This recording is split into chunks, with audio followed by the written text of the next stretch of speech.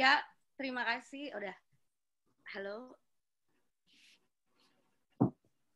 Mungkin bisa langsung kita mulai dengan Pastor Roy Pitoy.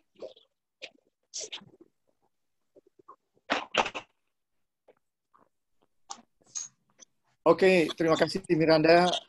Saudara bisa dengar suara saya dengan jelas? Bisa, Pastor. Oke, terima kasih. Oke, kita bersyukur kepada Tuhan karena kita berkumpul lagi bersama-sama, ya. Jadi kita akan belajar lagi daripada firman Tuhan. Kenapa inisiatif belajar Alkitab ini dilakukan? Karena pada saat ini, saudara-saudara, satu-satunya perlindungan kita adalah di dalam Tuhan. Apa maksudnya secara praktis bahwa perlindungan kita di dalam Tuhan? Yang dimaksud adalah bahwa kita harus taruh di dalam pikiran kita firman Tuhan agar kita tidak akan luntur imannya dan kita tidak akan melakukan hal-hal yang bertentangan dengan kehendak Tuhan melalui krisis yang ada sekarang ini. Jadi beberapa dari panitia menjadi host dari event ini, Bible Study ini, merasa terpanggil untuk melakukan hal ini. Dan Tuhan yang memberkati ide maupun rencana-rencana yang baik dari mereka. Kita sudah belajar pada hari Jumat yang lalu dan kita juga akan belajar pada hari ini. Saya rindu untuk memohon doa sekali lagi sebelum kita masuk ke dalam pelajaran. Namun sebelumnya, saya ingin menyampaikan beberapa hal yang dititipkan kepada saya. Yang pertama bahwa panitia yang sudah melakukan Bible Study ini untuk melakukan pelayanan doa. Kalau saudara ingin berdoa secara pribadi, akan ada kontak person yang akan disampaikan di chat. Jadi saudara perhatikan kontak person kalau saudara ingin berdoa secara pribadi. Kedua, kalau saudara ingin juga belajar Alkitab secara pribadi, ya ini dalam grup yang besar kita nggak interaktif.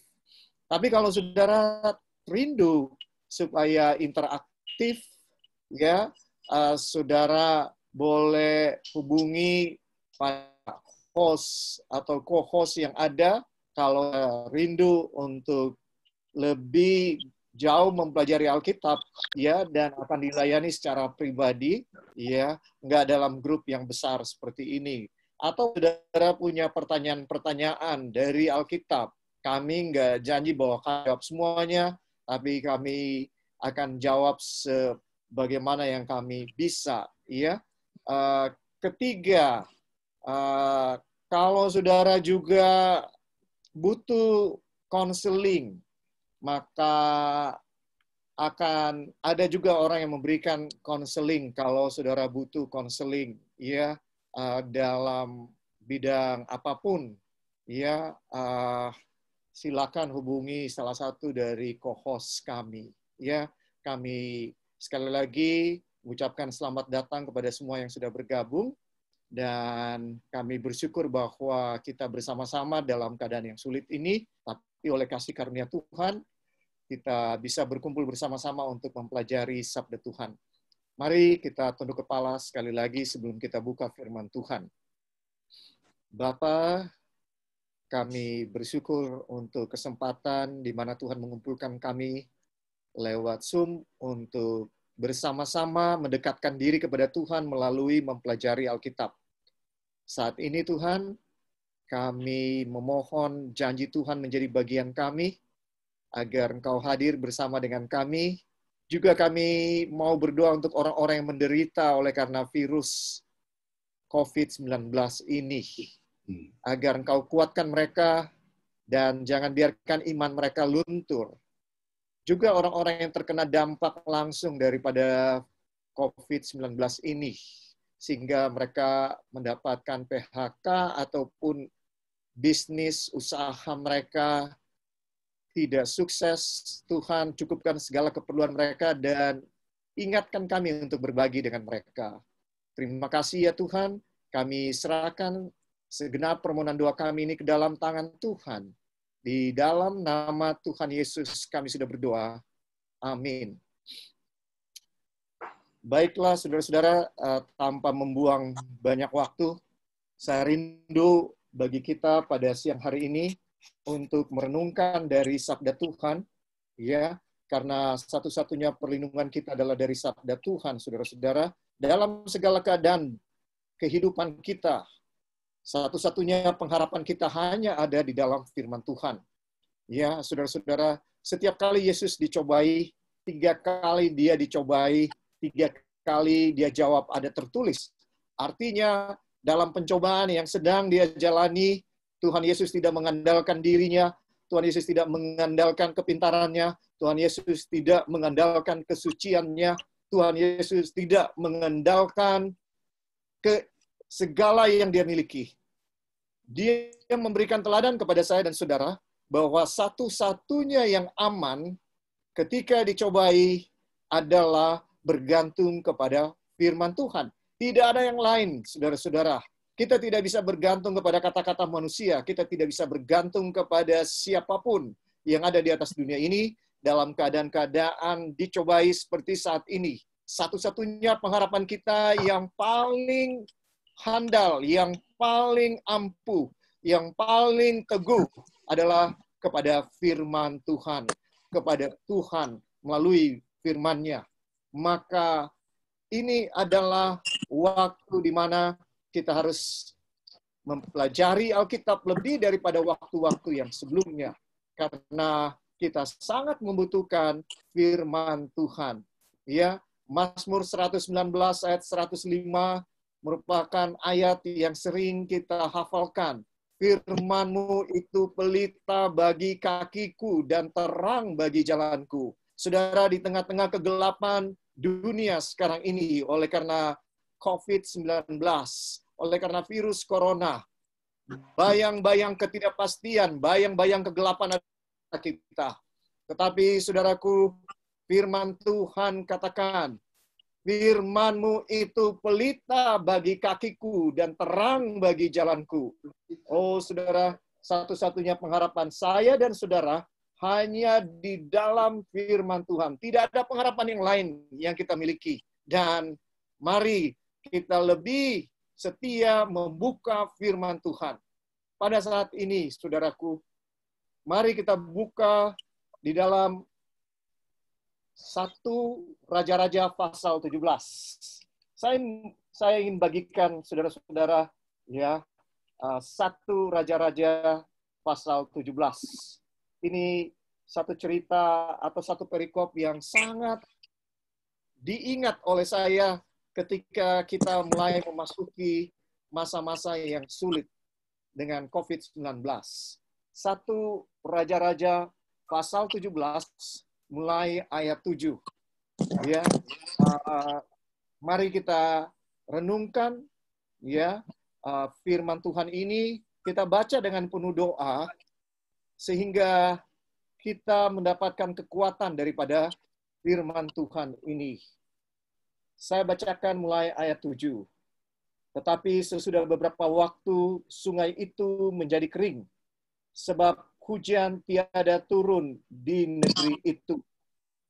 Sungai di dalam Alkitab, saudara, melambangkan kehidupan. Karena orang di dalam perjanjian lama, di dalam Alkitab, ya, kalau kita perhatikan, sungai itu menyatakan bahwa tempat di mana sungai itu dialiri oleh aliran sungai, maka tempat itu ada kehidupan. Orang membangun tempat tinggal dekat sungai. Mengapa? Karena air adalah sumber kebutuhan utama daripada manusia. Ya, secara khusus sungai itu yang dimaksud di dalam ayat 7 adalah sungai Kerit. Ya, saudara-saudara, sungai Kerit. Tapi setelah beberapa waktu, dan kita tahu konteksnya ini adalah masa kelaparan, ya. Ada masa kelaparan yang terjadi dan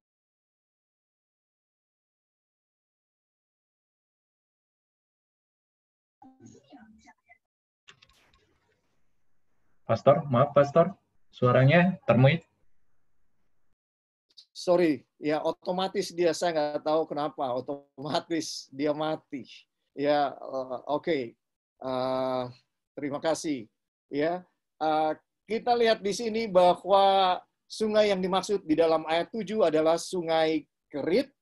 Ya, setelah beberapa waktu karena kelaparannya cukup panjang, maka yang terjadi adalah sungai itu kering. Dan hujan tiada turun di negeri itu untuk beberapa waktu. Maka datanglah firman Tuhan kepada Elia. Saudara, dalam setiap krisis, kita bisa bilang krisis kelaparan yang dialami oleh Elia, ya, satu-satunya pengharapan kita, Elia nggak tahu lagi, Tuhan, ini sungai sudah kering, saya mau kemana? Tetapi datanglah firman Tuhan kepada Elia.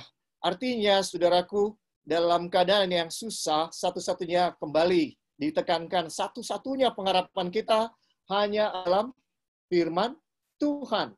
Satu-satunya pengharapan kita adalah di dalam hubungan yang dekat dengan Tuhan, sehingga Elia dalam krisis ini, dia bisa mendengarkan suara Tuhan. Ya, saudaraku, ini suatu hal yang sangat krusial bagi kita. Apakah di dalam krisis kita melihat krisis lebih besar dari Tuhan, sehingga kita tidak bisa mendengarkan suara Tuhan? Ya, ketika krisis ini menjadi fokus kita yang memenuhi pikiran kita, maka sulit bagi Tuhan untuk berbicara kepada saya dan saudara. Ya, yang harus kita lakukan, kita bisa meniru Elia, tidak ada ketakutan sedikit pun. Tuhan yang tuntun dia ke sungai Kerit, Tuhan pelihara dia di situ, ya. Dan sesudah sungai itu kering, ya, firman Tuhan datang dan Elia. Kenapa firman Tuhan itu bisa didengar dengan jelas oleh Elia, saudaraku? Oleh karena Elia punya hubungan yang intim dengan Tuhan.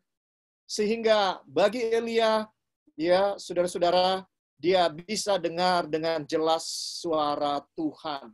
Ya, tidak ada keraguan sedikit pun bagi Elia bahwa Tuhan menyertai dia. Dalam keadaan krisis seperti sekarang, saudara, kita harus sangat dekat dengan Tuhan, sehingga kita bisa dengar apa yang harus kita perbuat. Ketika sungai, sumber kehidupan kita kering, ketika sumber penghasilan kita kering, ya, saudaraku, jangan ragukan Tuhan sedikit pun. Tuhan akan lindungi saya dan saudara, sebagaimana Tuhan berfirman kepada Elia, akan ada petunjuk Tuhan kepada saya dan saudara. Tapi itu tergantung kepada hati kita siap atau tidak untuk mendengarkan suara Tuhan. Firman Tuhan adalah pelita, petunjuk, apa yang harus kita lakukan di tengah-tengah kegelapan. Ayat 9. Ini firman Tuhan. Bersiaplah pergi ke Sarfat yang termasuk wilayah Sidon, dan diamlah di sana. Ketahuilah aku telah memerintahkan seorang janda untuk memberi engkau makan. Mari kita lihat pelajaran rohani yang bisa kita dapatkan dari ayat ini. Ya, Tuhan memberikan perintah kepada Elia. Perintahnya adalah bersiaplah pergi ke Sarfat. Ya, ini perintah yang Tuhan berikan kepada Elia, termasuk wilayah Sidon. Dan diamlah di sana. Ketahuilah, aku telah memerintahkan seorang janda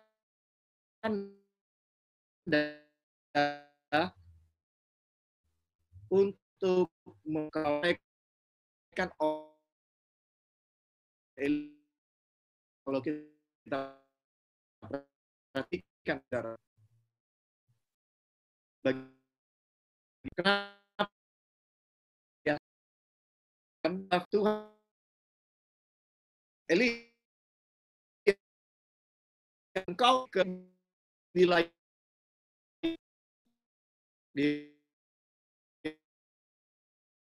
akan untuk memberi kita kenapa dari penuntakan bukan yang kaya, saudara. Kan baca ayat selanjutnya, kita tahu bahwa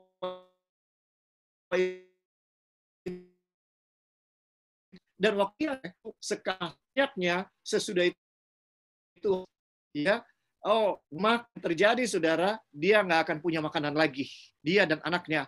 Ini bukan janda yang kaya. Secara logika kalau Tuhan suruh kepada janda yang kaya, maka kita bisa mengerti, oh iya wajar karena dia janda yang kaya, selama masa kelaparan Elia pasti akan terus dapat makanan. Tapi Tuhan tidak memilih janda yang kaya, saudara. Pertanyaan, kenapa Tuhan tidak pilih janda yang kaya?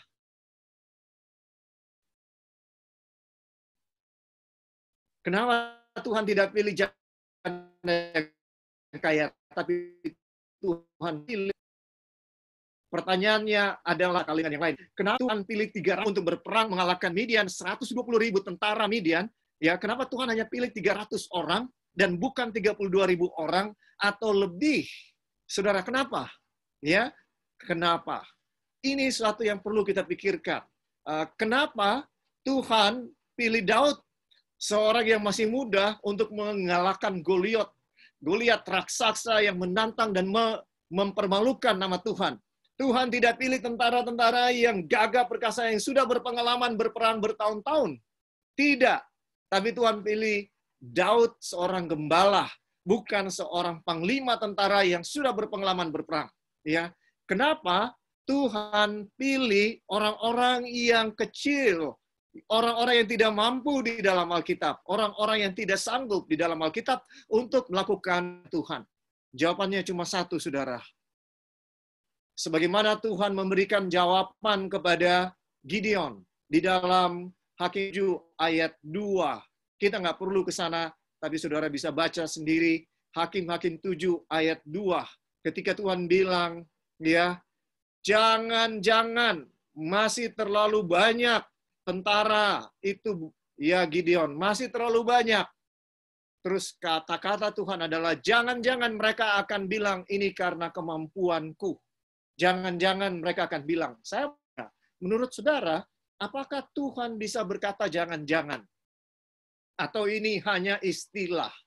Saya yakin Tuhan bukan mendebak-nebak, menduga-duga. Tuhan pasti bahwa kalau dia pakai yang banyak, contohnya 32.000 orang respon untuk berperang melawan, maka orang Israel akan pikir kalau mengalahkan tentara Midian, walaupun mereka kalah dalam jumlah hampir 4 kali lipat, tapi mereka akan terpancing untuk mengandalkan diri dan take credit untuk apa yang Tuhan bagi mereka. Dan lebih percaya diri. Saudaraku, Tuhan mau tunjukkan kepada saya dan saudara di dalam Alkitab bahwa kita tidak perlu takut, kita tidak perlu khawatir. Dan Tuhan sangat suka dengan yang namanya iman. Ya, di dalam Ibrani 11 ayat 6. Mari kita buka. Saya ingin baca ayat ini ya. Ayat yang luar biasa. Ibrani 11 ayat 6. Firman Tuhan berkata, ya, ayat yang sangat kita ketahui bersama, seringkali kita dengarkan dibacakan ulang-ulang. Pada saat ini saya ingin bacakan sekali lagi di dalam Ibrani 11 ayat 6. Firman Tuhan berkata, tetapi tanpa iman tidak mungkin orang berkenan kepada Allah. Saudara dengarkan. Tanpa iman tidak mungkin kita berkenan kepada Allah. Tuhan, kita memiliki iman. Itu sebabnya dia tidak berikan Elia kepada pemeliharaan dari seorang yang kaya. Ya, saudara, luar biasa. Tuhan punya jalan-jalan di luar daya nalar kita seringkali. Ya, dan Tuhan pilih janda ini, saudaraku, oleh karena Tuhan mau ajar bukan hanya Elia, Tuhan mau ajar saudara-saudara orang-orang yang hidup jauh sesudah zaman Elia, yaitu seperti kita sekarang. Karena Tuhan tahu bahwa pada akhirnya kita juga akan menghadapi situasi yang kiranya melalui cerita ini, saudaraku, kita bisa mendapatkan kekuatan dari cerita ini. Saya kembali kepada 1 Raja-Raja 17. Ya. 1 Raja-Raja 17. Apa alasannya Tuhan biarkan Elia dipelihara oleh seorang janda yang miskin? Ini seorang bukan seorang laki-laki, ya, bukan, saudara. Jadi luar biasa, seorang janda miskin lagi. Jadi dia dipelihara oleh seorang wanita yang notabene kurang sekuat, tidak sama kekuatannya dengan seorang pria, tapi itulah yang dipercayakan oleh Tuhan untuk memelihara Elia. Ya, ini sangat di luar nalar, di luar akal sehat kita. Tapi itulah Tuhan kita, Tuhan yang luar biasa. Dan kalau saudara baca di ayat sebelumnya, saya mundur sedikit ya, di dalam ayat 6. Pada waktu pagi dan petang, burung-burung gagak membawa roti daging kepadanya, dan ia minum dari sungai. Saudara dengarkan, ya, sebelumnya Tuhan juga telah melakukan yang di luar nalar. Yaitu waktu di sungai Kerit, sebelum sungai itu kering, Tuhan memerintahkan burung gagak untuk membawa makanan kepada Elia. Ini juga suatu hal yang di luar nalar. Sehingga Elia tidak berargumentasi sedikit pun dengan Tuhan ketika Tuhan perintahkan Elia untuk pergi ke seorang janda di Sarfat. Ya, luar biasa Tuhan. Karena Elia sudah melihat bagaimana burung gagak datang pagi dan petang untuk membawa makan kepada Elia. Mujizat terjadi. Saya nggak tahu berapa lama burung gagak datang, tetapi setiap hari yang pasti 2 kali sehari, pagi dan petang, burung gagak datang membawa makanan kepada Elia. Luar biasa. Sehingga Elia tidak mempertanyakan lagi kepada Tuhan ketika Elia disuruh pergi ke Sarfat. Ini satu daerah di luar Israel.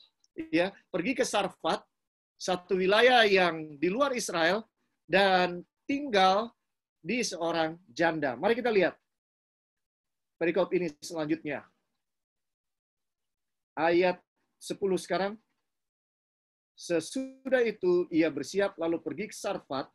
Setelah ia sampai ke pintu gerbang kota itu, tampaklah di sana seorang janda sedang mengumpulkan kayu api.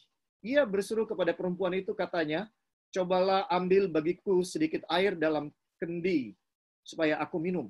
Ketika perempuan itu pergi mengambilnya, ia berseru lagi, cobalah ambil juga bagiku sepotong roti.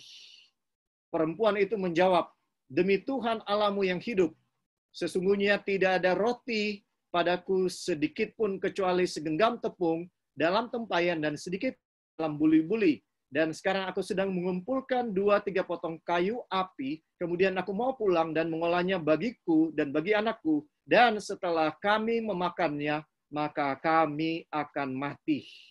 Saudaraku, janda ini katakan kepada Elia, ya, waktu Elia minta minum, dia kasih. Kemudian Elia minta roti, dia bilang kepada Elia, ya, apa yang ada padaku tinggal sekali untuk dimasak, roti dan minyak untuk sekali masak, sesudah itu kami bersiap untuk mati. Ya, saudaraku, seperti yang saya sampaikan tadi, ini seperti di luar nalar, saudara, bahwa Tuhan suruh seorang janda yang miskin untuk memelihara Elia. Tapi itulah luar biasanya Tuhan. Ya, poin yang saya mau tekankan di sini adalah bahwa Elia untuk bisa lolos dari krisis ini, ketika Tuhan perintahkan dia pergi kepada seorang janda di Sarfat, Elia menurut. Ketika dia diperintahkan untuk pergi memberitahukan Ahab bahwa akan ada kelaparan, dia menurut. Ya, dia pergi dan tidak ada takutnya, ya, walaupun itu mengancam hidupnya, ya. Dia pergi dan dia sampaikan firman Tuhan kepada Ahab. Dan kemudian Tuhan suruh dia pergi ke Sungai Kerit, ya, dia pergi. Sekarang Tuhan suruh dia pergi ke Sarfat, dia pergi. Saudara, satu-satunya yang akan menolong saya dan saudara melalui krisis yang kita sedang hadapi sekarang ini adalah kita harus menurut kepada semua yang Tuhan perintahkan kepada kita. Iman itu adalah berwujud, berekspresi dalam tindakan. Ya, iman yang hidup itu adalah iman yang menurut kepada kehendak Tuhan. Ya, tidak bisa iman tanpa penurutan, tanpa perbuatan. Mati. Buku Yakobus katakan kalau iman tanpa perbuatan. Iman daripada Elia diwujudkan di dalam perbuatan, dan perbuatan-perbuatan itu yang menyempurnakan imannya kepada Tuhan. Sehingga dia sudah biasa belajar menurut apapun yang Tuhan perintahkan kepada dia. Dia mengerti, dia nggak mengerti, dia turut saja apapun yang Tuhan bilang kepada dia. Ini satu pelajaran yang penting buat kita, saudara-saudara, bahwa kita harus percaya, kita harus menurut apapun yang Tuhan sampaikan kepada kita. Kalau kita mau melewati krisis-krisis yang sangat berat di dalam kehidupan kita, ya, saudara. Kemudian, pelajaran yang sangat penting berikutnya adalah bahwa di dalam krisis, seorang janda yang miskin ini, ya, Tuhan izinkan janda ini diuji imannya, saudaraku. Ya, bagaimana caranya? Dia kesusahan, dia tinggal satu kali makan, kemudian dia siap menunggu kematian datang menjemput dia karena tidak ada lagi makanan, ya. Tetapi ujian yang datang kepada dia sangat luar biasa, ya. Bahwa seorang asing datang. Mari kita tempatkan diri kita di janda ini. Seorang asing datang, dia nggak pernah kenal dan ketemu sebelumnya. Orang asing ini minta agar diberikan roti yang tinggal sekali dimasak oleh mereka, dan sesudah itu mereka akan mati. Ada satu pelajaran yang Tuhan mau kita belajar. Bahwa kebaikan kita itu tidak mengenal musim. Kebaikan orang Kristen tidak mengenal musim. Ya. Artinya apa? Artinya baik kita berlimpah, baik kita berkekurangan, kita tetap harus melakukan kewajiban kita yang Tuhan telah berikan kepada kita untuk menolong siapapun yang dalam kesusahan. Di tengah-tengah krisis seperti ini, banyak orang memaafkan diri untuk berbuat baik. Ya, saudaraku, ada teman-teman saya yang mulai tanya, pendeta, beberapa orang bertanya, boleh nggak persembahan yang biasa mereka berikan kepada Tuhan, sekarang diberikan susah. Karena banyak orang yang susah sekarang ini. Jawaban saya sederhana berdasarkan firman Tuhan. Yang Tuhan lihat ketika janda yang miskin memberikan 2 peser yang tidak punya nilai apa-apa, 2 sen. Dia berikan. Tuhan Yesus bilang, ini persembahan yang paling besar. Mengapa? Karena Tuhan lihat hati yang memberi. Tuhan tidak lihat jumlah yang diberikan, tapi hati yang memberi. Kalau kita memberi dari berkelimpahan, ya itu wajar. Tapi ketika kita memberi dari kekurangan, itu namanya penyangkalan diri. Dan Tuhan mau ajar janda ini, kalau engkau mau lolos dari krisis, dari kelaparan yang sedang ada saat itu, engkau tidak boleh mementiri. Sekarang ini banyak orang Di masyarakat yang mementingkan diri. Orang belanja, ngantri untuk bayar, mereka maunya cepat-cepat. Jadi dipotong antrian itu.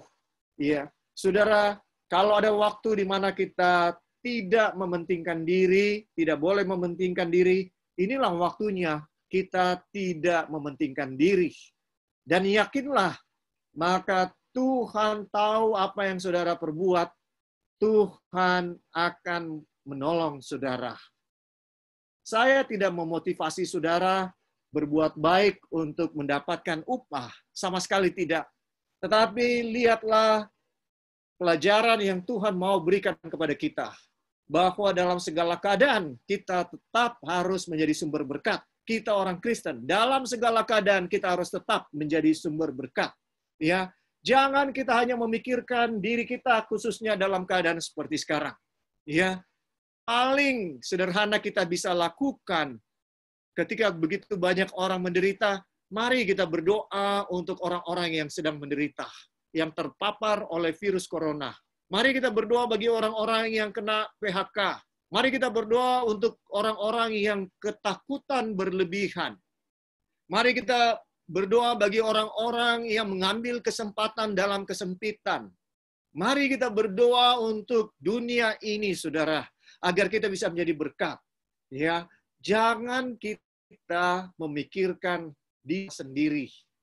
Ya, yakinlah janji Tuhan di dalam Matius 6 ayat 33. Tetapi carilah dahulu kerajaan Allah dan kebenarannya, maka semuanya itu akan ditambahkan kepadamu. Ini prinsip yang Tuhan mau kita pegang. Ini prinsip yang Tuhan mau kita percaya. Jangan ragu bahwa Tuhan akan menyertai saya dan saudara. Kalau kita mengutamakan Tuhan, inilah waktunya bagi saya dan saudara untuk tidak mengutamakan diri, untuk menyangkal diri, dan mengutamakan Tuhan, mencari Tuhan lebih dahulu, menghidupkan prinsip-prinsip kerajaannya yang terutama dalam hidup kita. Maka janji Tuhan akan menjadi bagian saya dan saudara. Yaitu, Ia akan mencukupkan segala sesuatu yang saya dan saudara butuhkan. Ketika kita melupakan kepentingan diri, ketika kita menyangkal diri, maka itulah puasa yang sejati, saudara. Ini waktunya bagi kita untuk memikirkan orang lain, untuk membantu orang yang berkesusahan. Jangan jadikan diri maaf, ya. Jangan memaafkan diri untuk tidak melayani. Jangan memaafkan diri untuk tidak berbuat apa-apa. Saudara, ini waktunya kita bertindak. Lakukan sesuatu. Berdoa. Saudara, berdoa. Tidak ada alasan bagi kita untuk tidak berdoa. Tidak ada alasan bagi kita untuk mendekatkan diri kepada Tuhan supaya kita kuat. Dengan begitu kita bisa memberikan kekuatan kepada orang lain. Selama ini mungkin kita punya banyak alasan. Saya nggak punya waktu untuk sungguh-sungguh belajar Alkitab. Saya nggak punya banyak waktu untuk berdoa karena harus bekerja untuk mempertahankan hidup. Sekarang Tuhan ambil semua alasan-alasan kita itu. Dan Tuhan berikan kita waktu yang selalu kita komplain, yang kita keluhkan ketika kita dalam keadaan baik-baik saja. Inilah waktunya, saudaraku, bagi kita untuk tidak memikirkan diri kita. Ini waktunya bagi kita untuk betul-betul menjadi berkat kepada orang-orang yang sedang menderita di sekitar kita. Ini prinsip yang Tuhan mau janda di Sarfat itu mengerti, yaitu prinsip kerajaan Allah. Apa prinsip kerajaan Allah? Jikalau kamu mengasihi ibu, ayah, anak, suami, istri, lebih daripadaku, kamu tidak layak bagiku. Itu yang Tuhan Yesus bilang. Kalau kita mengaku pengikut Yesus, tapi kita mengasihi yang lain lebih daripada Tuhan Yesus, maka Tuhan Yesus bilang, kamu tidak layak bagiku. Inilah waktunya kita mempraktekkan, menyalurkan kasih Tuhan kepada orang-orang yang sedang menderita di sekitar kita. Kita berdoa, kalau kita sungguh-sungguh rindu untuk menjadi saluran berkat, untuk menjadi saksi Tuhan, maka Tuhan akan bukakan jalan kepada orang-orang yang membutuhkan jamahan kasih Tuhan. Begitu banyak orang yang sedang menderita sekarang ini. Kehilangan keluarga. Ini waktu yang sangat sulit, saudara.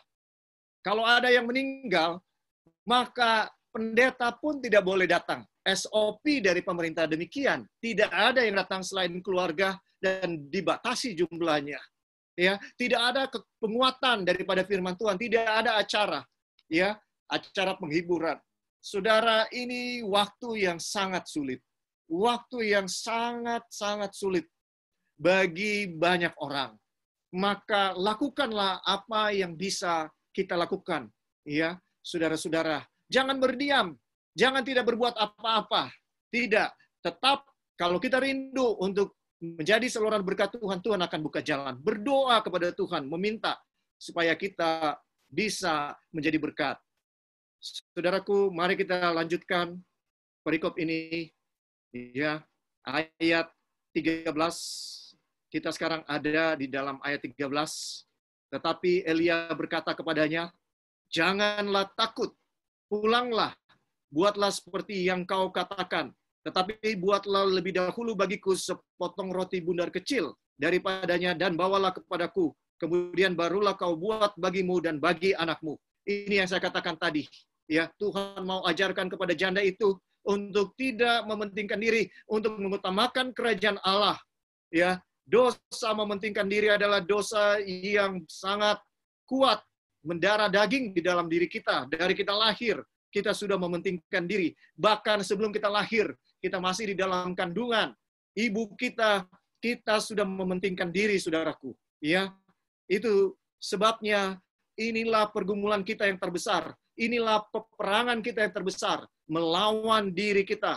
Musuh kita yang terbesar bukan krisis COVID-19, tetapi saudaraku, musuh kita yang terbesar adalah diri, dosa, kedagingan yang ada di dalam kita. Dan Tuhan mau ajar kepada janda itu bahwa dia harus menyangkal diri sebelum Tuhan akan menolong dia, membantu dia melalui krisis yang dia sedang hadapi. Ayat 14, sebab beginilah firman Tuhan Allah Israel, tepung dalam tempayan itu tidak akan habis, dan minyak dalam buli-buli itu pun tidak akan berkurang, sampai pada waktu Tuhan memberi hujan ke atas muka bumi. Saudara, saya mau bilang bahwa minyak dalam botol, dalam buli-buli, saudara tidak akan habis. Ya, tepung di dalam tempayan saudara tidak akan habis selama COVID ini ada. Asal saudara dan saya mengutamakan Tuhan. Asal saya dan saudara tidak mementingkan diri. Mujizat dibuat oleh Tuhan hanya dengan satu maksud, supaya kita bergantung kepada Tuhan dan percaya kepada Tuhan. Tapi saya mau bilang saudara, bahwa mujizat tidak bisa menumbuhkan iman saya dan saudara. Ya, apa yang menumbuhkan iman saya dan saudara? Roma 10 ayat 17 katakan, sebab iman timbul dari pendengaran, dan dari pendengaran akan firman Kristus. Jadi saudaraku, selama COVID-19 ini, supaya pelita kita tetap menyala, supaya minyak kita tetap ada, supaya tempayan kita tetap penuh dengan roti, penuh dengan tepung, yang kita harus lakukan adalah mari kita pelajari terus firman Tuhan. Mari kita terus mendekatkan diri kepada Tuhan.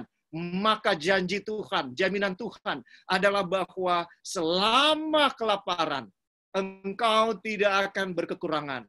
Ini juga saya yakin adalah janji Tuhan buat saya dan saudara sekarang ini. Selama kita mencari Tuhan, selama kita mendekatkan diri kepada Tuhan, maka kita tidak akan berkekurangan selama masa wabah COVID-19 ini berlangsung. Kita tidak tahu sampai kapan, saudaraku. Tetapi tidak masalah, cepat atau lambat. Kalau kita percaya janji Tuhan, kalau kita mengutamakan Tuhan, tidak mementingkan diri, maka Tuhan tidak akan menutup matanya terhadap saya dan saudara. Ayat 17. Sesudah itu, ayat 15. Lalu pergilah perempuan itu dan berbuat seperti yang dikatakan Elia. Maka perempuan itu dan dia serta anak perempuan itu mendapat makan beberapa waktu lamanya. Tepung dalam tempayan itu tidak habis dan minyak dalam buli-buli itu tidak berkurang. Seperti firman Tuhan yang diucapkannya dengan perantaraan Elia. Tidak berkurang seperti firman Tuhan. Saudara yakin ya, kita berdoa bukan supaya kita tes, kita mau uji Tuhan, apakah Tuhan tepati janjinya atau tidak. Kita berdoa, minta Tuhan mencukupkan kebutuhan kita, karena pasti Tuhan akan jawab. Bukan untuk menguji apakah Tuhan itu baik atau tidak. Bukan menguji apakah janjinya dia tepati atau tidak. Tidak, saudara. Kita minta karena kita yakin bahwa Tuhan akan mengabulkan doa kita.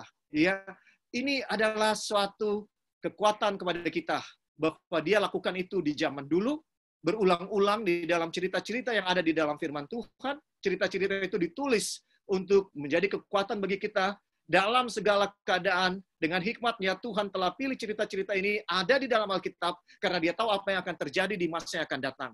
Dan kalau kita dekatkan diri kepada Tuhan dengan mempelajari firman Tuhan ini, kita tidak perlu khawatir dengan krisis apapun yang ada di dalam hidup kita.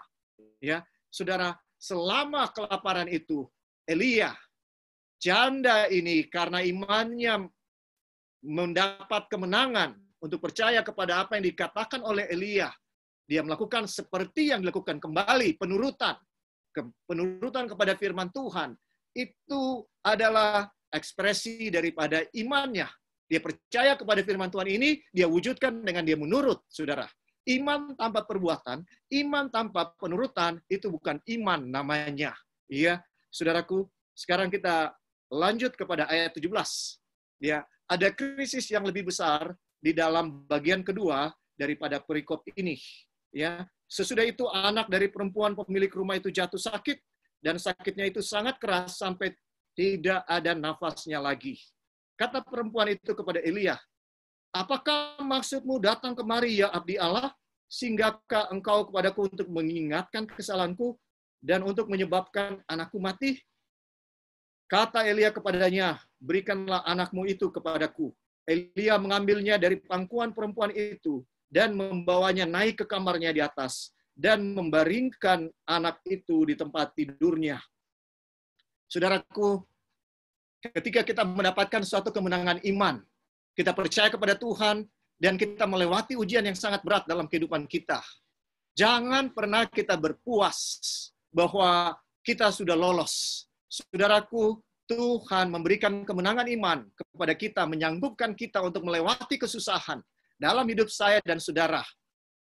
Dia izinkan dalam hikmatnya semua masalah-masalah yang berat dalam hidup kita. Karena dia tahu akan ada ujian yang lebih berat di depan kehidupan kita. Masa kelaparan, janda ini punya iman kepada Tuhan dan kepada Nabi Tuhan, dia percaya dan dia lolos. Sekarang, Tuhan telah izinkan itu terjadi, masa kelaparan itu, karena Tuhan tahu ada yang lebih berat yang akan terjadi, yaitu anaknya akan mati. Kalau dia langsung anaknya mati, tanpa ujian lewati masa kelaparan, maka janda ini tidak akan mampu. Itu sama dengan ujian perguruan tinggi diberikan kepada anak SD. Anak SD tidak akan mampu untuk menjawab. Sehingga iman anak SD tidak akan mampu melewati iman untuk perguruan tinggi. Ujian iman anak SD. Saudara, Tuhan izinkan ujian-ujian kecil dalam kehidupan kita untuk menghadapi COVID-19. Sebelum ini, saya yakin dan percaya bahwa saya dan saudara diuji oleh Tuhan dalam kasih karunia-Nya. Dan setelah kita lewati, kita bersyukur oleh karena kekuatan yang Tuhan berikan dan kita bisa lewati. Waktu kita diuji, ada dari kita yang mungkin sempat meragukan Tuhan. Itu suatu hal yang lumrah. Tapi dengan kasih karunia Tuhan, kita dimampukan dan kita lewat. Jangan pernah berpuas, saudara. Yakinlah ini adalah pelajaran-pelajaran untuk ujian yang lebih besar. Ya.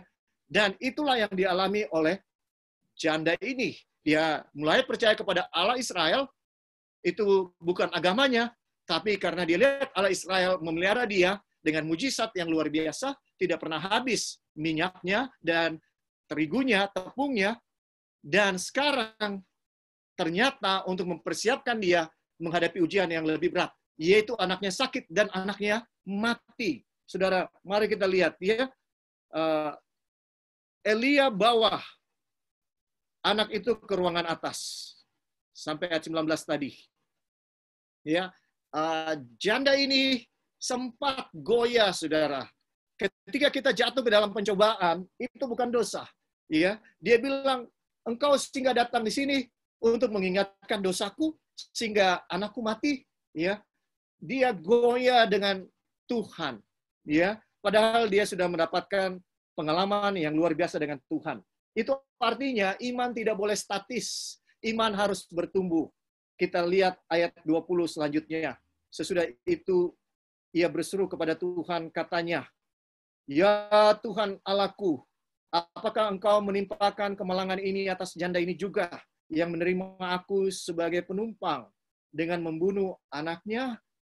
Ya, saudaraku, luar biasa hamba Tuhan Elia. Dia tidak ragu dengan ujian ini. Dia tahu bahwa Tuhan mau menangkan iman daripada janda ini. Tuhan ingin menjangkau janda yang merupakan bukan orang Israel ini, orang yang tidak mengenal Tuhan. Dan Elia tahu berdasarkan pengalaman yang intim dengan Tuhan, bahwa janda ini harus dimenangkan. Dan satu-satunya jalan untuk menangkan janda ini adalah tidak ada jalan lain selain menghidupkan kembali anak dari janda ini. Saudara dengarkan doa yang luar biasa yang disampaikan. Apakah engkau menimpakan kemalangan ini atas janda ini juga, yang menerima aku sebagai penumpang dengan membunuh anaknya? Ayat 21. Lalu ia mengunjurkan tubuhnya di atas anak itu 3 kali dan berseru kepada Tuhan, katanya, "Ya Tuhan Allahku, pulangkanlah kiranya nyawa anak ini ke dalam tubuhnya." Ayat 22, Tuhan mendengarkan permintaan Elia itu, dan nyawa anak itu pulang ke dalam tubuhnya, sehingga ia hidup kembali.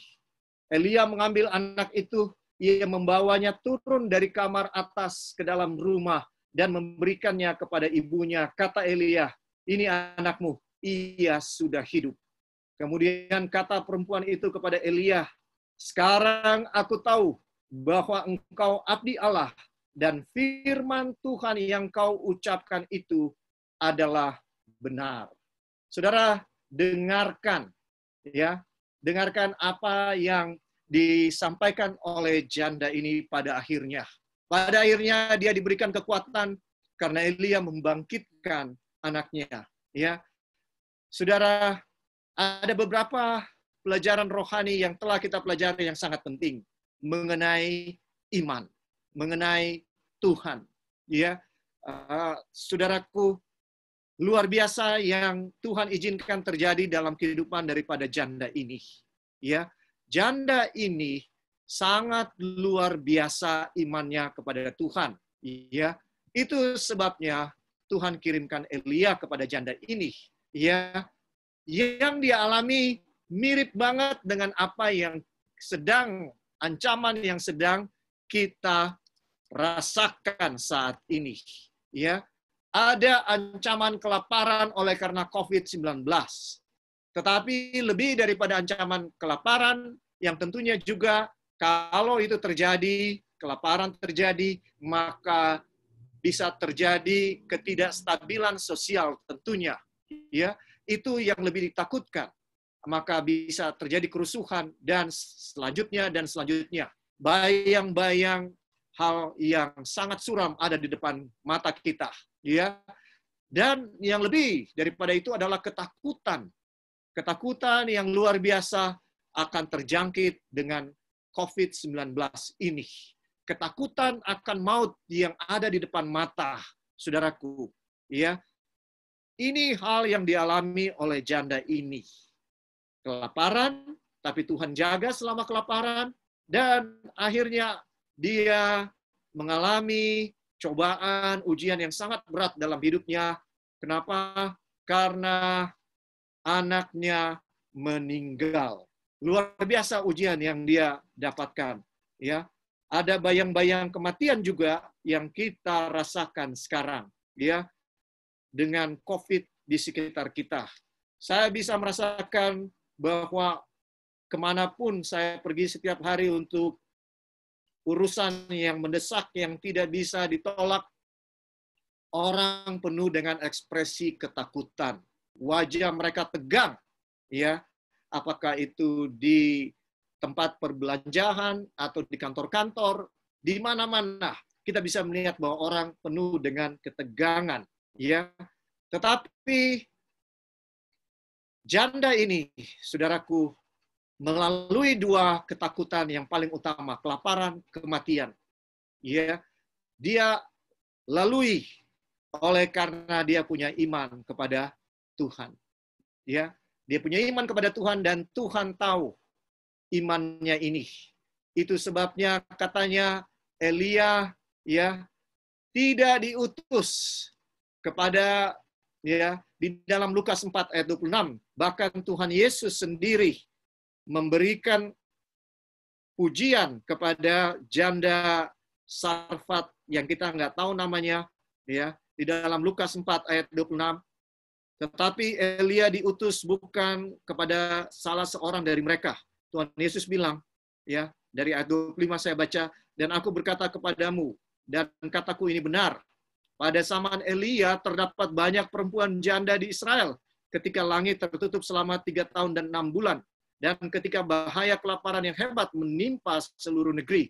Tetapi Elia diutus bukan kepada salah seorang dari mereka, melainkan kepada seorang perempuan janda di Sarfat di tanah Sidon.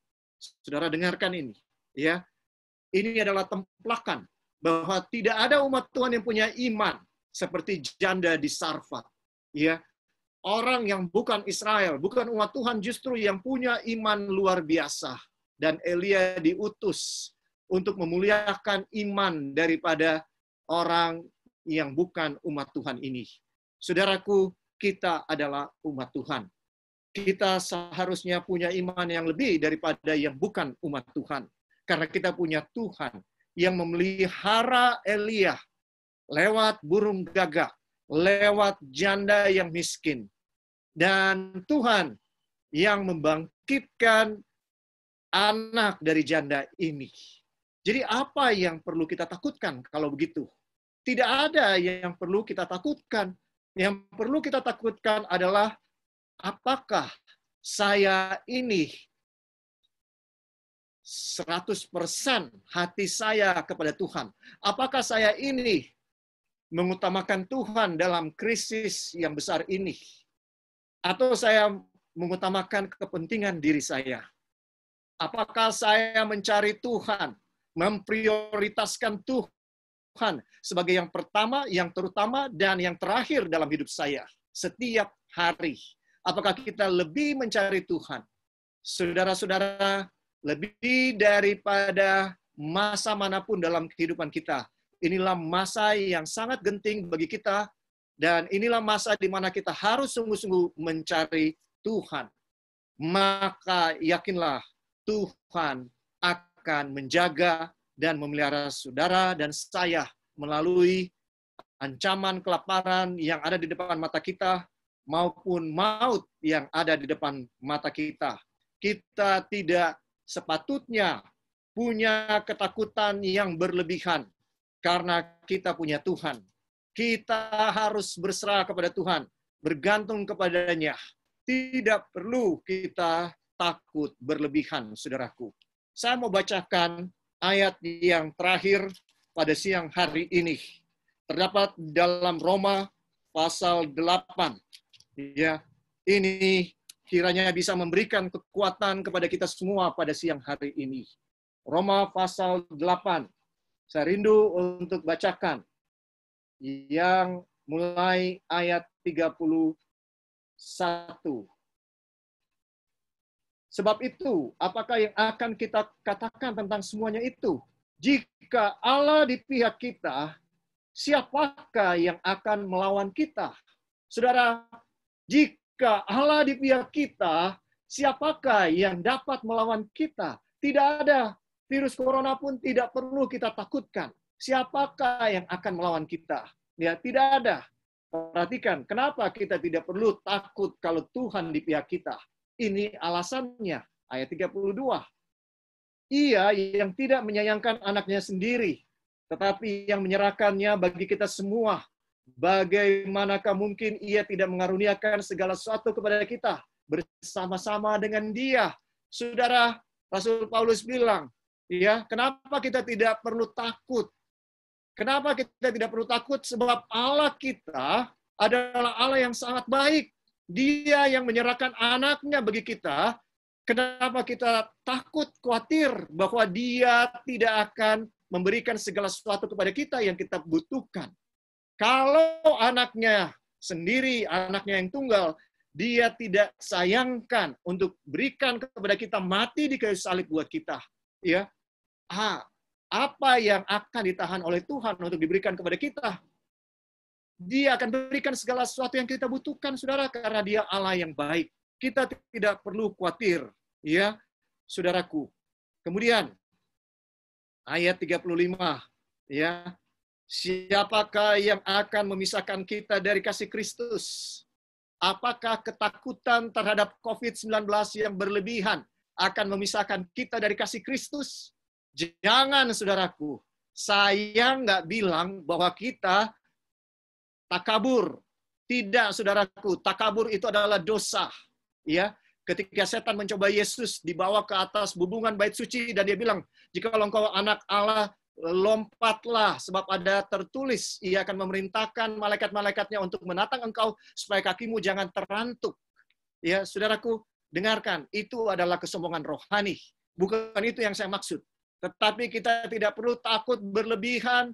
Apapun yang Tuhan izinkan terjadi dalam hidup kita, kita percaya Tuhan telah izinkan terjadi itu yang terbaik. Ya, saya nggak bilang kita pergi menghadapi virus corona tanpa takut. Tidak, saya bilang bahwa kita harus berjaga-jaga dari virus corona, tapi kita tidak perlu takut berlebihan. Kalau sudah kita jaga kesehatan, jaga kebersihan, jaga jarak, maka kita tidak perlu takut yang berlebihan.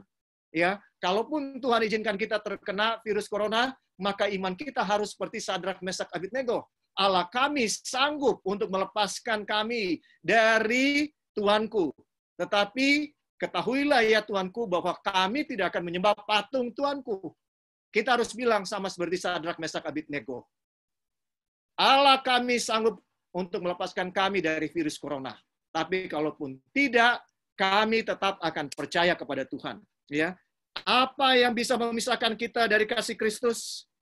Ya, mari kita lanjutkan. Ayat 35, siapakah yang akan memisahkan kita dari kasih Kristus? Penindasan, atau kesesakan, atau penganiayaan, atau kelaparan, atau ketelanjangan, atau bahaya, atau pedang. Saudara dengarkan ayat ini. Siapa yang bisa memisahkan kita dari kasih Kristus?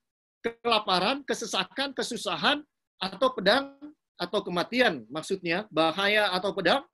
Ya, tidak ada yang bisa memaksakan, memisahkan kita dari kasih Kristus, saudaraku. Ayat 38, sebab aku yakin bahwa baik maut maupun hidup, baik malaikat-malaikat maupun pemerintah-pemerintah, baik yang ada sekarang maupun yang akan datang, atau kuasa-kuasa, baik yang di atas maupun yang di bawah, ataupun suatu makhluk lain, tidak akan dapat memisahkan kita dari kasih Allah yang ada dalam Kristus Yesus, Tuhan kita. Saudara, dengarkan, tidak ada yang dapat memisahkan kita dari kasih Kristus. Itu seharusnya menjadi tekad kita. Tidak ada makhluk lain dimanapun, virus sekalipun tidak akan dapat memisahkan kita ya dari kasih Kristus. Tuhan Yesus sangat mengasihi saya dan saudara. Dia rela mati di kayu salib buat kita. Dan ini seharusnya yang menjadi perenungan kita, bahwa kita tidak akan pernah dipisahkan dari kasih-Nya. Biarlah firman ini akan menguatkan saya dan saudara untuk melalui masa yang sulit yang ada sekarang ini. Apa yang harus kita lakukan sekarang ini? Berdasarkan perikop yang kita pelajari, utamakan Tuhan, prioritaskan Tuhan. Carilah dahulu kerajaan Allah dan kebenarannya. Jangan mementingkan diri. Tolong orang-orang yang ada di sekitar kita. Dan yakinlah ya bahwa Tuhan sangat mengasihi kita. Dia mengasihi saudara-saudara. Dia tahu ini akan datang dalam kehidupan kita. Tapi Dia tidak akan membiarkan kita. Dia akan menyertai kita. Dia akan menolong kita melalui ujian ini. Kalau saja kita percaya kepada Dia, mengizinkan Dia menuntun hati kita setiap hari, dan menolong kita melalui masa-masa yang sulit ini. Saudara, itulah kerinduan Tuhan Yesus. Dan itulah yang merupakan menjadi kerinduan hati saya juga kepada saudara-saudara. Agar kita tidak kehilangan iman kepada Tuhan. Agar kita lebih beriman kepada Tuhan. Lebih berserah kepada Tuhan. Mari kita tunduk kepala dan kita berdoa. Ya Tuhan Allah yang bertakhta di dalam kerajaan surga, hamba mengucap syukur untuk kesempatan yang Engkau berikan kepada hamba untuk membagikan sabda Tuhan pada saat ini. Hamba tidak punya kemampuan ya Tuhan, kesanggupan untuk menguatkan umat-umat Tuhan yang sedang menderita saat ini. Tapi biarlah firman Tuhan yang disampaikan boleh menguatkan iman daripada semua orang yang mendengarkan, baik yang ada di Zoom saat ini maupun yang ada di mana-mana secara online yang mendengarkan firman Tuhan ini. Biarlah firman Tuhan yang menguatkan umat-umat Tuhan di masa-masa yang sulit ini, agar kami tidak kehilangan iman kepada Engkau. Sekali lagi Tuhan, kami semua yang ada mempersatukan doa kami untuk orang-orang yang sangat menderita saat ini oleh karena COVID-19. Tuhan, mereka yang bergumul dengan penyakit ini, di ruangan-ruangan rumah sakit ataupun di mana saja, Tuhan, tolong kunjungi mereka. Tolong jamah mereka. Tolong sembuhkan mereka kalau itu yang terbaik untuk mereka dengan hikmat daripadamu. Kuatkan fisik mereka, mental mereka, dan terlebih iman mereka. Jangan biarkan mereka kehilangan iman kepada Engkau. Dan tolong Tuhan, keluarga mereka juga dikuatkan iman mereka. Tolong juga para medis yang melayani siang malam, tidak mengenal lelah tanpa pamrih. Tuhan, tolong berikan kesehatan kepada mereka, kekuatan fisik, mental, dan juga terlebih agar mereka dekat dengan Tuhan, sehingga mereka bisa dilindungi dari virus yang berbahaya ini.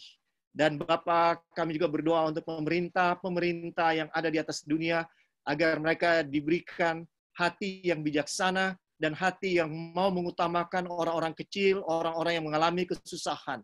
Dan tolonglah kebijakan-kebijakan yang boleh memberikan keberpihakan kepada pihak-pihak yang paling terkena dampak langsung dari virus ini. Orang-orang yang diputuskan hubungan kerjanya, Tuhan berikan kekuatan dan bukakan tingkap-tingkap langit, kirimkan burung-burung gagak, ataupun janda-janda yang miskin, yang Tuhan bisa gunakan. Engkau dapat melakukan apa saja. 1001 jalan Engkau punya Tuhan untuk menolong setiap orang yang sedang menderita saat ini. Terima kasih Tuhan, terima kasih. Kami yakin dan percaya Engkau mendengarkan doa kami dan mengabulkan bahkan lebih dari yang kami minta. Karena semua permohonan doa ini kami bawa dan alaskan hanya di dalam nama Yesus, Juru Selamat kami. Amin.